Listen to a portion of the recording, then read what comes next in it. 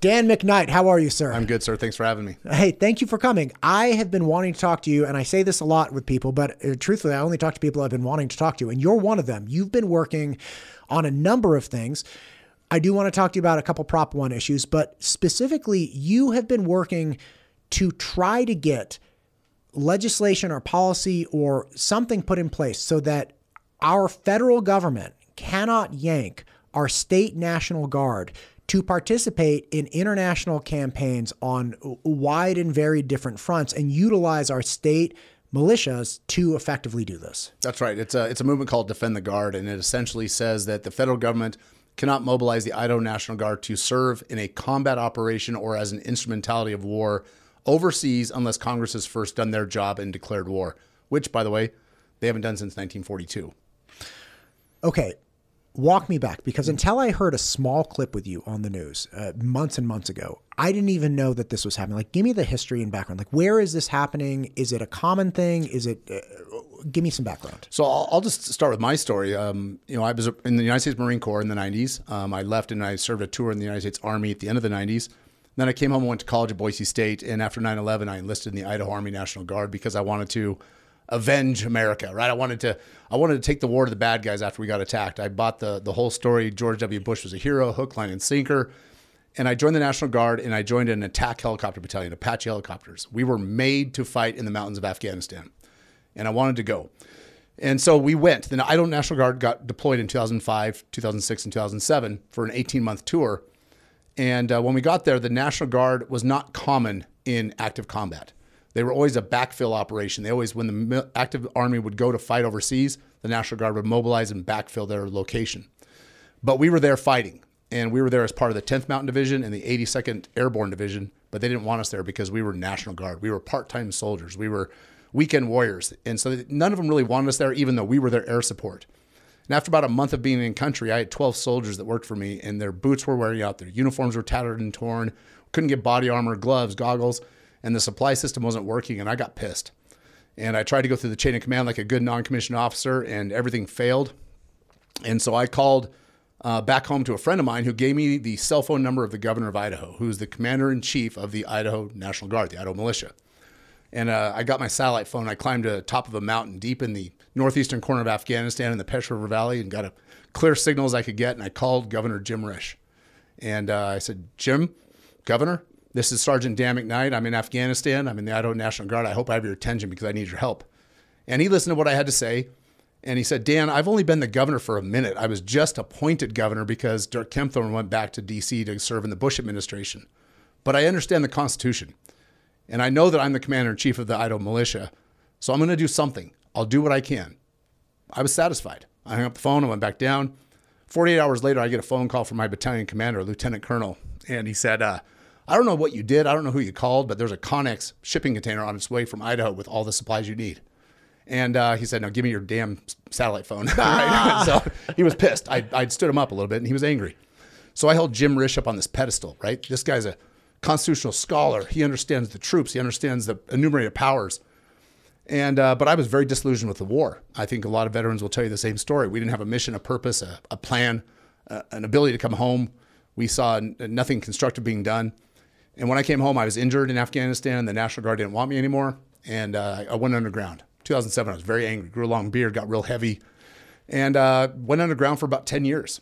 And in 2016, a man ran for president and started saying the things that spoke to my heart about the war, that these wars are dumb and we shouldn't be there. And we should be bringing the troops home. And I watched Jim Risch over the years. He became Senator Risch. And in 2019, the world turned upside down. And Jim Risch and the Republicans won back control of the Senate, and he became the chairman of the Senate Committee on Foreign Relations. Probably the most powerful man in foreign relations in America besides the president. And I thought, well, shit, Jim Risch, sorry, I don't know if I can. You can say whatever the hell you want. I thought, Jim Risch helped me once before, and he's a constitutional scholar. He'll get this. I'm going to call him, and I'm going to ask him to advocate for peace just once. Just let's try peace. But I didn't have his number. And so I said, I don't know how to reach the chairman of the Senate Committee on Foreign Relations. So instead, I wrote an op-ed. I'm a Marine, right? So I got out my best box of crayons, and I used my best penmanship, and I wrote an op-ed, and 9 newspapers in Idaho picked it up and ran it the next day. And I'm like, whoa, I must have something to say that people want to hear. And 2 weeks later, Jim Risch showed up in Boise at a Chamber of Commerce event, and I grabbed a Marine buddy of mine who had a camera. He's smarter than me. And we went to the event, and I said, hey, when I pop up and ask a question, turn your camera on. He grunted at me and said he would do it. And Jim gave his speech, and I jumped up and I asked a question. I said, hey, Senator Risch, my name is Dan McKnight. I wrote an op-ed recently asking you to use your position to advocate for peace. And he stopped me right there. He goes, Dan, I remember you. I remember 2005 when you called me. I read your piece. I agree. We're done nation building. We're through with this garbage. We're done sending American soldiers, blood, lives, treasure to countries that just don't want us. And I thought, man, this is easy. 2 for 2, right? I asked him twice. He's going to do this twice. I sat down satisfied. Jim Risch got on an airplane, went back to D.C., and in the next 90 days, he voted 3 times to extend the war in Yemen and Afghanistan and Syria indefinitely without a constitutional mandate. So I created this organization of veterans called Bring Our Troops Home. I called all my buddies up and I said, we're going to Washington, D.C. We're storming the Capitol, right? We're going to throw this little media insurrection. And we took 100 lawmakers and veterans from around the country, raised a little bit of money, went back to D.C., and had this event where veterans were just told their stories from the global war on terror and said, this is what we did. This is what we believe in. We shouldn't be there. It's not right. We don't have a constitutional mandate. And then we sent every one of the members that went to go see their congressmen or their senators and make a personal in-person plea. And one of our founding members went and sat before Liz Cheney and said, Congresswoman, what would it take for you to advocate for peace, for the troops to come home from Afghanistan? What conditions on the ground would we have to meet? And she looked him in the eye and said, as long as I'm here, we're never coming home from Afghanistan, never. And we walked out of those meetings and we were disappointed and resolved. And we did what veterans do. We doubled down and we said, we have a couple of missions now. We need to first remove Liz Cheney from office. And second, we need to find a better place to fight because the swamps, we don't have no tactical advantage here. So we did. We went to work in Wyoming and we eventually removed Liz Cheney from office by mobilizing in 40 different counties in Wyoming and getting her censured by the Republican Party, stripping resources, recruiting a good candidate, and removed her from office. It was a massive victory. And along the way, we discovered this policy that we had found in West Virginia called Defend the Guard, which is essentially, like I said, it's a mandate from the states telling the federal government, if you want our militia, you want our National Guard, you have to first declare war. Because the National Guard exists for 3 purposes in the Constitution: to repel an invasion, to put down an insurrection, and to enforce the laws of the Union. There's nothing about foreign adventures, nothing about regime change wars, nothing about undeclared wars. But a declaration of war from Congress becomes the law of the Union. That's when the National Guard can be mobilized under federal control. So the National Guard has been used as 45% of the boots on the ground in the global war on terror, almost half, right? That's a massive number. And the National Guard is currently deployed in over 70 countries around the world today, including wars in Africa, Yemen, Ukraine. The National Guard is in Ukraine. They were there when the war kicked off. They're in Turkey. They're in Lebanon. They're all over. And we just don't think it's right. One, that the military shouldn't be fighting in general in wars that aren't declared. But the National Guard, when you pull the National Guard from their communities, you pull teachers, mechanics, tradesmen, police officers, and send them off to go fight and do their jobs in other countries. And then when they come back, they displace the person that replaced them in the workforce. And we have this accordion effect on our communities. And so we believe in this America First policy. And instead of fighting in Washington, D.C., we fight in the States. That's a lot. Man, that's a lot. Man, it's a lot to unpack.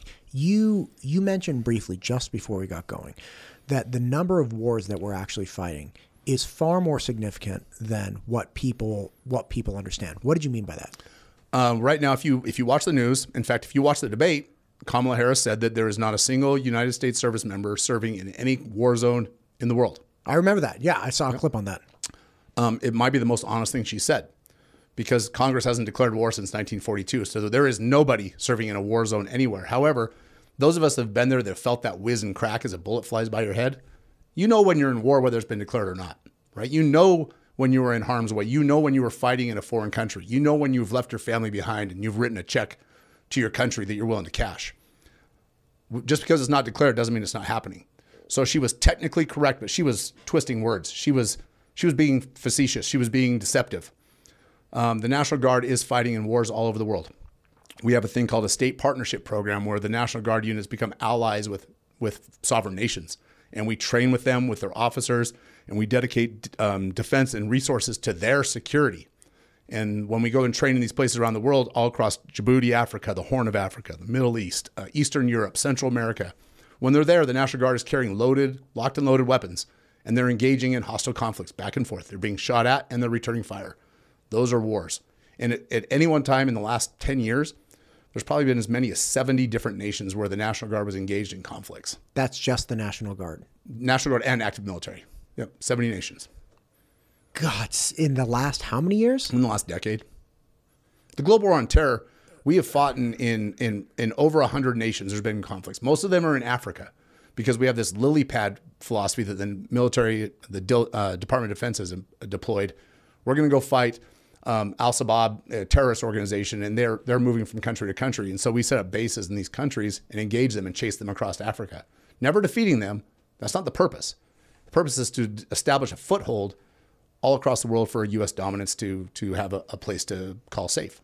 So when you're saying they establish a base following them in the lily pad method, when they move from point A to point B, the Guard follows them or the U.S. military follows them from point A to point B, leaving resources and an established foothold at point A. Then you go to point B, establish resources and a foothold, then you go to point C. Correct. So it's not even necessarily in the military's best interest, if this is their strategy, to have a defeating blow to the enemy. It's just to drive them from one place to another and continue dropping seeds of bases. That's correct. They call it seeding democracy is the kind of what the State Department calls it. But when you leave a military footprint somewhere, we call it an artifact. When you leave that artifact there, they start to suck up resources from the local community, right? They start to build coalitions with the local government, which means the federal government from the United States, taxpayer dollars from Idaho, are going into that small footprint in Central Africa to seed these communities, to keep the soldiers and sailors and airmen safe that are there, to have contracts for jobs, to have contracts for water wells being dug. All these things that America does in the name of democracy or in the name of the global war on terror or in the name of American dominance or American exceptionalism. What we haven't done, though, is justified our existence being there or even looked introspectively to see what we did to create the need to be there. So we're a self-licking ice cream cone. We land in a country, we invade a country to fight a terrorist organization, and we stay there. What would we do if another nation set a footprint inside of America to fight some terrorist organization or somebody that they saw as hostile? How would we treat it? We would create our own insurgent army, right? We would fight back, and that's what happens around the world. And I'm not here to be an apologist for America. I'm not an anti-war hippie. I'm not from the Haight-Ashbury district of the 70s. I'm a counterculturist in today's society, but only in such a way that I think that we should follow constitutional law, support our military by not sending them to fight in these wars that haven't been declared. We should have the informed consent of the people before we fight a war. Bringing this back to the Guard, and you're talking about consent. Like we have an army. Like we don't. Why is the National Guard being drawn upon, right? Like with these accordion effects, as you described them, these negative effects in the community. Again, these people signed up to be reservists. My dad was an officer in the National Guard. He also flew helicopters in Vietnam. Like I remember going to National Guard things with him. He was part of it, and if he got mobilized for a couple things throughout his time there, but it was absolutely an impact on my family, right? Because here he was a physician, and he would get called away to do things and come back. So why draw on the National Guard? Why not just utilize the existing military servicemen and women that are ready to go? And they're like, hey, look, this is our jam. This is what we signed up for. We're not part-time, we're full-time. Here we go. That's a great question. And the reason that the National Guard is used so often now is because, one, the active duty military is, down in recruitment numbers, way down, because they've become this social experiment, the social petri dish for these different experiments where they're focused more on the woke culture than they are on training for the mission. What do you mean? Because listen, I'm not a military man. Sure. The military in my eyes has always been like the last bastion of competence. They're like, the buck stops with us. We're here to defend the world. We don't care about your feelings. Like, here we go. Yep. How is the culture war infiltrating that? So starting with Lloyd Austin and Mark Milley, the most recent SecDef and Secretary of the Army, the military has started to adopt these social programs, right, where they're focused more on acceptance and the social issues of the day, and without dividing the issue here right at all, but and that's not what I'm here to do. But they used to have this thing in the Army called Sergeant's Time Training. Every Thursday, the first half of your day, you just trained for your mission with your squad leader, with your company commander, whatever. It was called sergeant's time. Those times now are not being trained for operational effectiveness. They're doing inclusion training. They're doing what you would call, a modern day corporate human resources training, how to be sensitive, how to pee in the right bathroom, all the stuff that's not important, how to accept your fellow soldier regardless of the color of their hair or the sexual organs they have between their legs. That's not what the military is for. If you qualify to put a uniform on, you're green. You're not black, you're not brown, you're not white, you're green. And you might be light green, you might be dark green, but you're all green. And that philosophy's gone away from the military. And instead of focusing on the training of the mission, they're training on the sensitivity culture and the way society is handling public education or acceptance on campuses. That's not what the military is about. The military is about one thing: protecting America, period. And so when I say that the active military numbers are down, one of the reasons they're down is because of the sensitivity training and all the things they're doing. And the second one is because of the pace of the mission. Active military has been exhausted to the point where they were deploying every 18 months. Go for 12, home for 18. Go for 12, home for 18. Constant deployment cycle. There's a generation of people that came up in the military through the 80s and 90s that never once had a combat deployment. It was rare to have a combat deployment. If you had that combat patch on your shoulder, that was rare, and you were looked at almost like a demigod. Now it's which combat patch am I going to wear today? This division, that division, which one? And so the pace of the mission got to be too much. And the United States military force structure is built on a two-war concept, that we should be able to fight two wars, one at home and one abroad, any one time. And that's what our force protection is built on. In order to fight in 3 wars, 5 wars, 7 wars, 17 lily pad operations, in order to do that and still protect the home front, you need more troops. And the National Guard is 50% of the force structure of the United States military total. And so they dip themselves in, or the Department of Defense dips into the National Guard and makes them part of this rotation.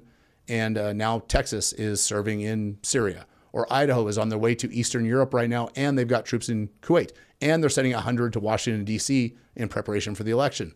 The National Guard is being stretched to the farthest extent so that they can maintain all these missions around the world, none of which, and I'll repeat it again, have been authorized by a declaration of war from Congress. Not a single one. Instead, Congress has abdicated their responsibility.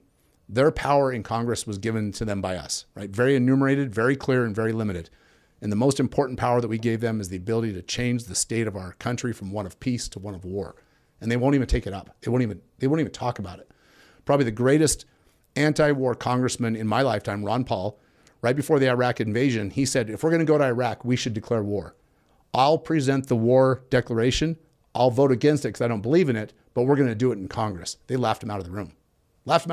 Wouldn't even take it up. Instead, they wrote a letter to the president. It's called an AUMF, and said, Mr. President, you get to decide where, when, and for how long, and then you tell us how much money you need and we'll write the check. I was going to say, they have made very distinct steps as far as budgeting that presuppose a declaration of war. They're like, hey, we'll fund $1 trillion in this defense budget as we ship people across seas. But they're not saying that. They're just not saying, oh, no, it's not technically war, but I'll fund $1 trillion of it. They'll even go down and say it is war, but the president decided to send us. Well, I'm sorry, congressman, congresswoman, senator. That's not the role of the executive branch. The president's job is to prosecute the war, right? Your job is to declare it. His job is to respond in defense. If we get attacked, the president can respond. But to go overseas and start this foreign adventure, this war of choice, this regime change war, or whatever you want to call it, Congress is supposed to be the one that gives the informed consent of us, the people, before we do it. Is anybody listening? Yes, a lot of people. So our movement started, and we were the outsiders. We were looked at as the dissenters, the disgruntled veterans. Sure. We were dismissed, and we decided we needed to clean up our act a little bit. And so instead of having the long beards and the angry, we call them the veteran bellies. You came home and you drink and you got a belly. We started putting a lot of effort into our image. We wanted to look the part, faded haircut, speak properly. Stand at attention when we're stand in a proper, not slunched, slouch. Thank you. Over. I got you. Speak properly. That's right. And we started recruiting veterans, and then we realized, it just doesn't matter what you look like. It only matters what the spokesman looks like. He needs to be presentable so he can go out and spread the message. So you found a different spokesman besides you. Besides me, right? I've got a face for radio. Instantaneously. Yeah. We got to get somebody else. We got to. Yep. But we're growing. And so we have hundreds of thousands of people that follow us, that are part of our organization, that receive our newsletter, that are almost all exclusively veterans of the global war on terror. And what's sad is that ranges from people that are in their 70s. I'm going to say this again. From their 70s to 18 years old that served in the global war on terror. Think about that for a second.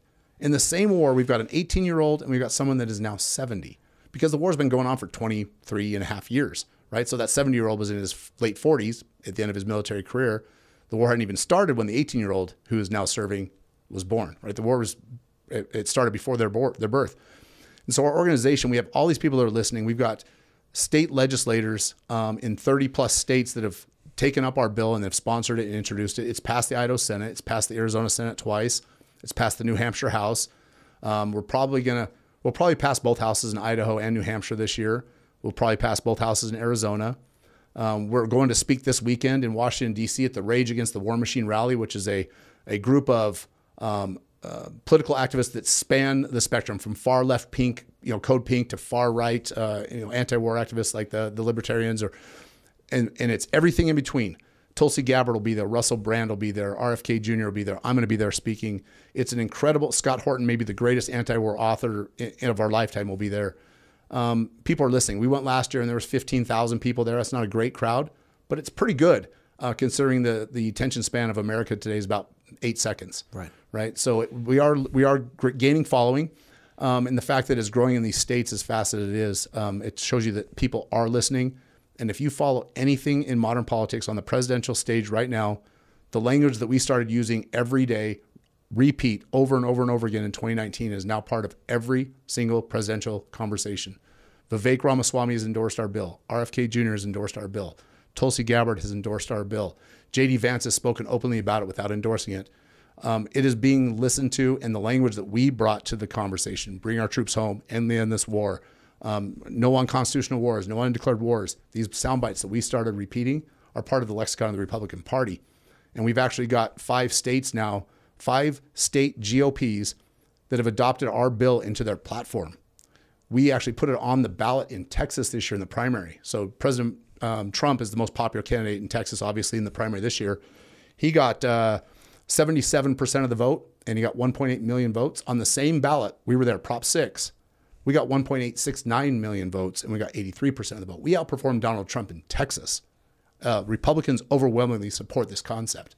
And if you see what's happening in Texas, Arizona, California, on the border, with the federal guard trying to pull the National Guard away from the state so they can't defend their own border, it doesn't sit right. In their heart of heart, people in their gut, they know it's not right what's happening. And they needed that lamp of liberty to light so that they could be like a moth and be drawn to it. Right. And we're speaking to their heart and to their soul, and it's not a hard sell.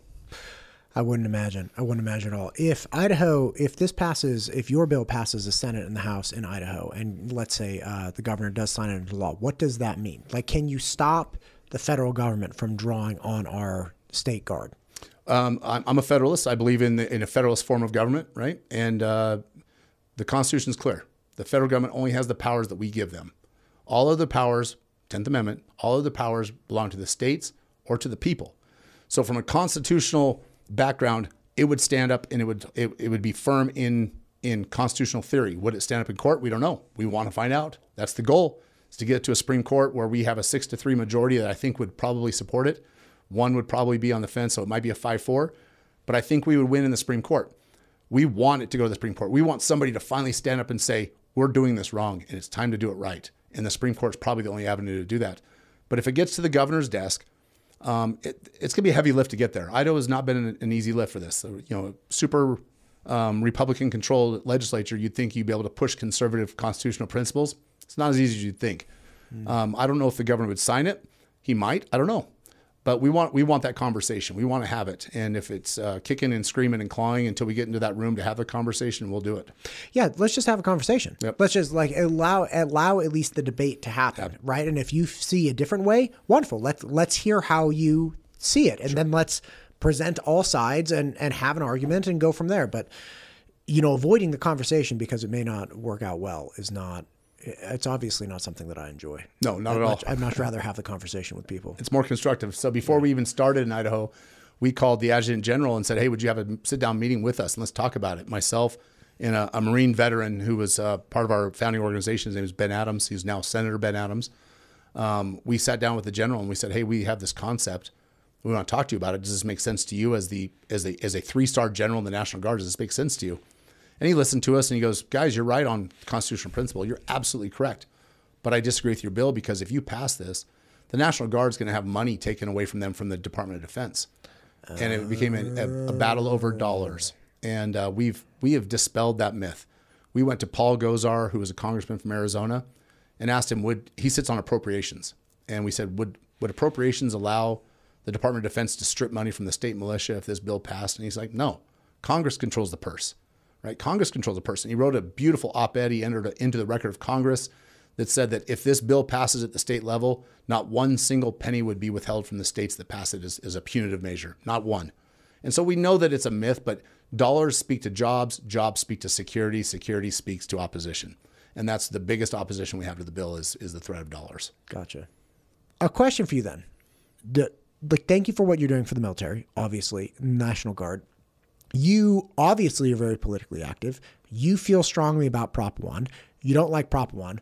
Wonderful, right? I've talked to many people on both sides. Some love it, some hate it. I have not met anybody yet that has a respectable position on it that I do not respect. And again, I'm not saying I meet people that I'm like, oh, perfect, I agree with 100%. But everybody has a respectable side. And that doesn't mean that the communication people are putting out or the actions they're taking with regard to Prop 1 are respectable. And this is really at the heart of the issue. Like, you and I got connected because you are very much against Prop 1. Fine. Like, you have a right to be against Prop 1. And people are putting out signs that say, hey, I don't like Prop 1. Like, that's it. Great. No problem. You have a right to do that.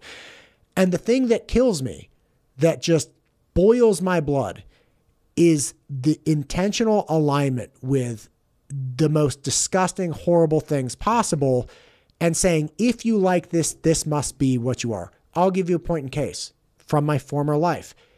When Trump was running, I remember this, in 2015, 2016, everyone in California was like, if you like Trump, you must be a Nazi. Yeah. And I was like, guys, look, isn't there like wiggle room here? My dad, in fact, my dad very much likes Trump. And I remember calling him. I'm like, hey, you like Trump? Like, let's talk. Like, not like convince me. When did you become a Nazi, Dad? I didn't know. Right. Right. But it was just like, I like to talk. I'm curious. Sure. I'm like, you like him? Tell me. Cause I meet a lot of people that don't, but like, I would like to know why you do. And he had this articulation of the medical industry and how the medical industry had been affected by Obamacare and all these things. Like, I would have never in a million years understood those nuances. Sure. Because he was in the medical field and I was not. Like, that's very reasonable. Paris Climate Accord. Obama gets us in the Paris Climate Accord. Trump removes us. A friend of mine up the street, well, Trump just hates the environment and wants to kill everyone. I'm like, I don't think that's true. So I do this deep because I'm getting so annoyed by this one-sided communication that I do this deep dive and I read this a large portion of this 35-page legal brief on the Paris Climate Accord. And it essentially boiled down to, this amounts to a treaty because it requires participation by states and gives that power to a foreign entity. And we have a mechanism to do that. Correct. But that mechanism is in the designing of a treaty. And if you're going to do a treaty, you have to let the states vote on whether they want to engage in this treaty or not. And like, that's fine. We can do that. But there was no vote. And you gave the sovereign nature of my state ruling over to people in Europe. And you can't do that. So I go back to my friend and say, hey, I'm not even for or against this, but what I'm saying is it appears that there are some real serious legal considerations to take into thought here that make the Paris Climate Accord inappropriate. So maybe it's that Trump didn't like the unenforceable nature or just the exact nature of the Paris Climate Accord for these reasons. What about that? He's like, nah, he just still wants. He just hates the environment. Right. Yeah. And to see the signs that you guys put up, and again, I am not for or against Prop 1. But I do not like seeing people put the swastika on open political speech that it's like, you are against it. You are obviously a respectable, responsible, loving, freedom supporting American. And you're like, I don't like this and I should have the ability to not like this. And by the way, if you want to call me a Nazi for this, you're like, that's not a solution to anything. Right. Like, you're not even attempting to disagree with me on the merits of my position. You're not attempting to have any kind of discussion. You're literally just attempting to align my position unsupportedly with one of the most disgusting things from the 20th century, which is obviously the Holocaust and Nazis. Like, I don't like that. No, me either. And I think, maybe it's the Marine in me, maybe it's just the stubborn nature of who I am. But if I'm supposed to go through that door, but the door won't open, I'm going to bang my head against it and I'm going to get through the door. Right? That's just my nature. So when somebody destroys the private property that I personally paid for, that I gave my time, my labor to put up, and they destroy it, it doesn't make me go away. It doesn't make me take my position and go home.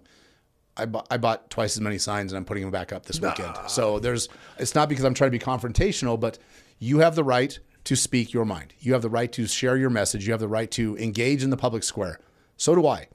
And if you are going to try and silence me through, this is the censorship of oppression, right? They're going to label me as something I'm not in an attempt to censor what I'm trying to say. I'm going to double down. That's just my nature. And I'm not going to do it in a confrontational way. I'm going to put up more signs. I'm going to go knock every precinct door in my neighborhood, which is my job as a Republican elected precinct committeeman. I'm going to engage in the process. And that's probably my biggest opposition to Prop 1. It's not the radical people that are doing the damage to the signs. That's the minority. That is the vocal minority, sure. Just like it is on the other side, the people that are on their soapboxes pounding their chests. Those people are irrelevant to the conversation. The reason I'm opposed to ranked choice voting more than anything else is because it supersedes the hard work of engaging in a representative form of government, right? It's taking away the hard work of finding a good candidate, recruiting that candidate, convincing them to put their life on hold and run for office for a short season, educating them on issues, educating the voters on their position on issues, and then going out and gaining support and doing the things that require time and effort and sacrifice. And I was willing to die for this country. I'm willing to go knock on a few doors to change people's opinions all day long, every day. It's easy compared to what I've done before. And so that's my biggest opposition to ranked choice, is it subverts the hard work of being in part of a representative government. Yeah, so I studied rhetoric at Cal. I went in as a math major and then learned how to communicate and write pretty effectively and fell in love with it. So I was intending to go to law school, but at my graduation, the department chair, the guy in charge, was saying, everybody, the whole joke is like, what are you even studying? Like, if you're studying rhetoric, what is that? Right. And he had a really incredible point, I thought, at the time, and still. And he's like, listen, we have moved away. And this is 2004. He's like, we have moved away from what we all believe should be happening, which is persuasion. Yep. Right? What we have done now is we lie, cheat, steal, and force. But we are no longer attempting to, in good faith, persuade people that our position is the best. And like, ranked choice voting or not, what we need, I feel, is more elected representatives that are willing to communicate effectively. And, communication has changed drastically over the last 20 years, and fine. Like, that's part of what we're doing right now. We're communicating in a way that didn't exist 20 years ago. We didn't have podcasts, right? But now we have the ability to have these, seemingly reasonable conversations, if it's done correctly, and broadcast that out, and people get to see different sides.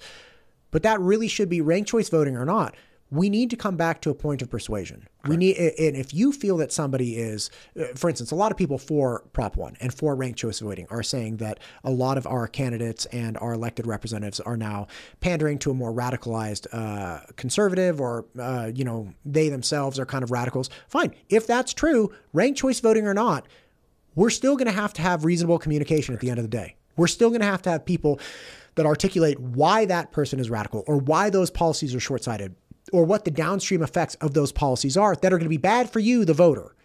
We still need to get back to persuasion. We still need to get back to good faith communication. Obviously, right before we started, I made the joke about you being a precinct committeeman as like the last precinct committeeman that goes and knocks on doors, right? So many people that comment negatively and, come after the content I put out, which is all done in good faith and like unedited and just, here you go, man, this is a conversation. So many of them, I found out later, are precinct committeemen, and they view their job to be online on Nextdoor or Facebook or Instagram or wherever, criticizing like crazy anybody in opposition. But it's a type of communication that is not intended to persuade. It's a type of communication that is to label and criticize. And again, on both sides, right? No, like, you're right. To your point, like, people come after me on both ends of the spectrum, whatever, it doesn't matter to me. But it's like, dude, I thought your job was to like offer material to people. I thought it was to like go to farmers markets and connect with the community and articulate, hey, this is our platform. This is what we're trying to do. And by the way, if you have a problem, tell me. And I would love to see if there's let's say I was Republican, if there's a Republican leaning principle that we could help articulate, or we could find a Republican-based solution. Like that's what these people were for. And now it has become reductionist communication that doesn't persuade. No, you're absolutely right. A vast majority of precinct committeemen and women across the state have become the echo in the echo chamber, right? Yes. They're the ones that take the message and they repeat it and they make it louder and then they push it out the door and they echo it over and over and over again. So what you talked in our conversation before, that going to where the people are at is the most effective way to communicate. In your precinct, there's only 4,000 voters, and that's about the average precinct size, which means that that's about 1,000 homes if you put 4 people in a home on average. And if you really, really buckled down, you could knock on every door. You may not have a conversation every time, but you could knock on every door in probably 4 good weekends, right? A year. There's 52 weeks in a year, 4 good weekends in a year. If you did it all leading up to election season, you're dedicating a weekend, your weekends in October, to reaching every single registered voter, not Republican, but every registered voter in your precinct, and effectively delivering a message from their neighbor, not from some soapbox grandstander, not from some celebrity face, not from the party chair, from their neighbor. And my favorite thing to do on election day is to wake up and answer text messages, because on election day, I'll get 600 or 700 text messages asking, who do I vote for? Guess what I just did? I multiplied my vote by 700, right? It's their vote, but I get to influence them. I get to teach them my principles, and I don't speak to them from the party platform. I speak to them from Dan McKnight, a representative of the Republican Party. This is what the party believes. This is what I believe. Here's our candidates. And it's so effective, and there's nothing more empowering than walking your neighborhood and being able to wave at every single person that's out walking their dog or watering their flowers or cutting their grass or washing their car. Know them by name, know them by sight, and that's lost in today's society. I always like to joke that the breakdown of society started with the automatic garage door opener, right? Because now you pull into your house, you open the garage, you pull in, and the faster that thing can close, the better, right? You don't know your neighbor on your left or right. My neighbor on my right is my alternate precinct committeeman. The neighbor on my left is a doctor that came here from Twin Falls. The one across the street is a law enforcement officer from Orange County. The one down the street owned a body shop in Oakland. The one down the corner came from Colorado. The one next to him is a billionaire that moved here from North Carolina who drives a Ferrari. He's a dear friend. Everybody on my street, we're part of this community now that I had when I grew up in Idaho, but I don't think exists anymore. I know them. They come to my house. We drink wine. We have a good time. That's part of being a precinct committeeman. I met them all through door knocking efforts. And if we would do that, it would not just be better for the Republican Party. It would be better for the process. It would be better for society. Right. If we do that, right, it's not better for the Republican Party. It's better for all parties, right? Like, again, the sentiment that if you're not on our side, right? Like, one of the things I hear people say all the time is if you're Republican and you're for Prop 1, you're not really a Republican. It's like, guys, this is not helping, right? Like, we need to validate people's positions, understand what's going on with them. Like, maybe they are very fundamentally Republican. They're just frustrated with something happening and they think there needs to be a change. Okay, what's that change?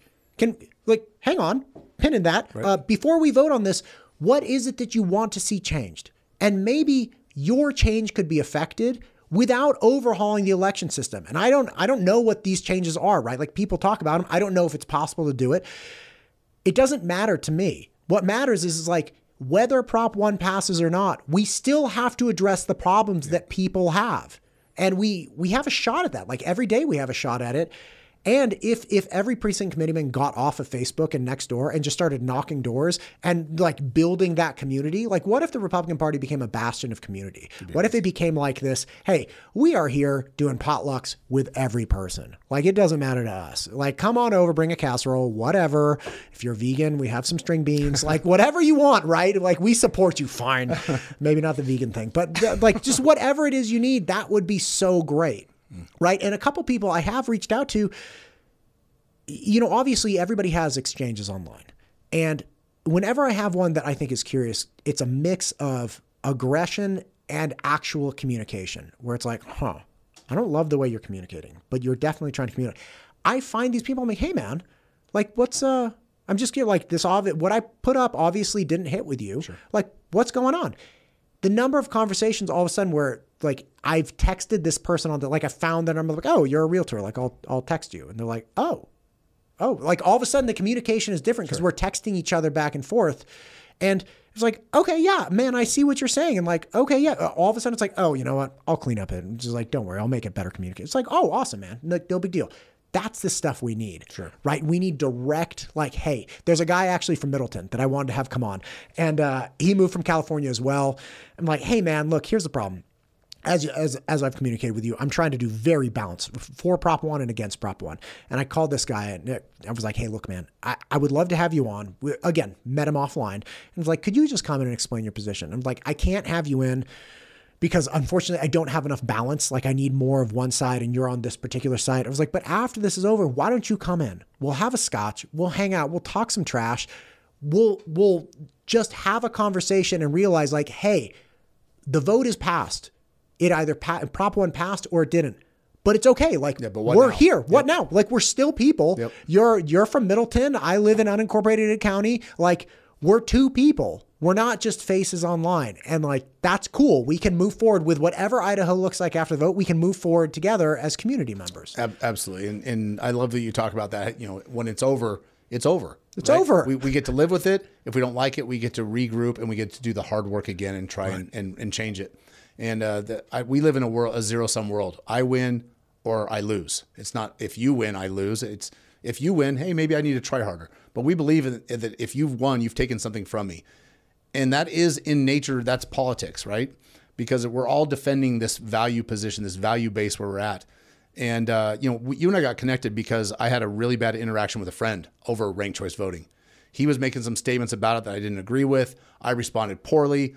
It was the same day we got attacked with the swastikas, and we had a very negative interaction. I can't imagine that was a good day for you. It was not. It was not. And in fact, I was on the side of Highway 55 picking up signs that had – the only ones that were left for me to pick up were the ones that had swastikas. The ones that didn't have swastikas were stolen, and we found out that the reason that the ones that with the swastikas were left behind was because the Ada County Sheriff's Department went around and cut them down from their posts and laid them down so that the community wouldn't have to see them. Thank them for that.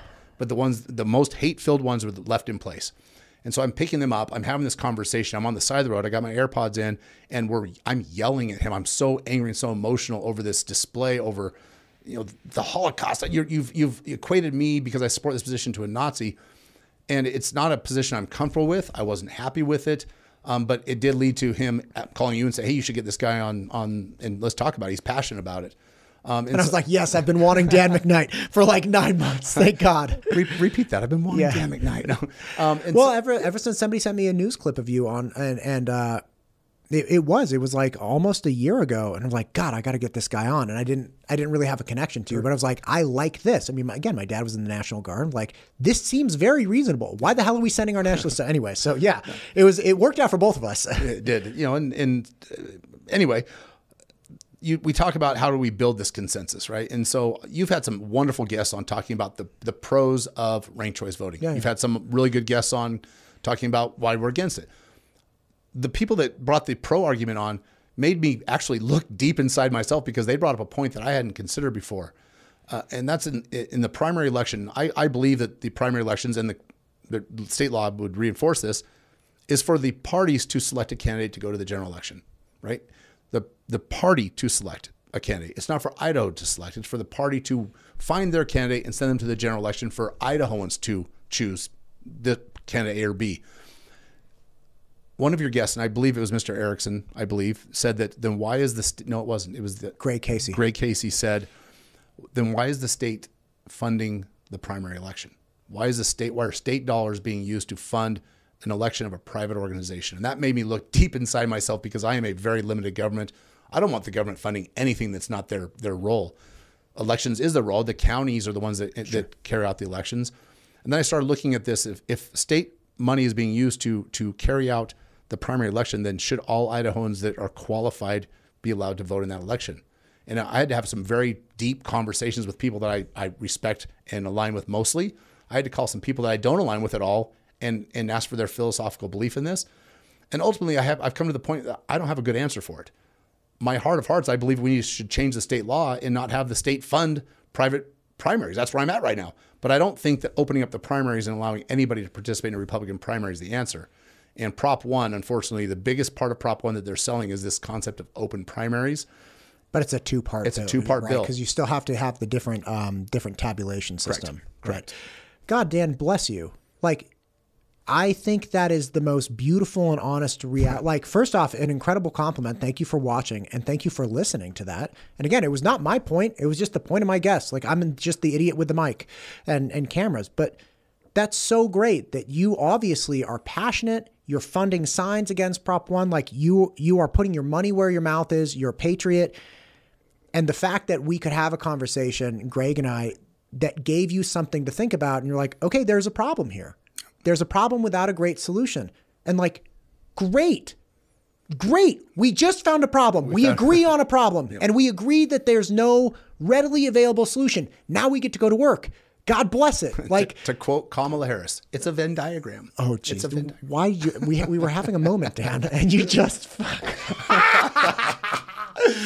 God, listen, man.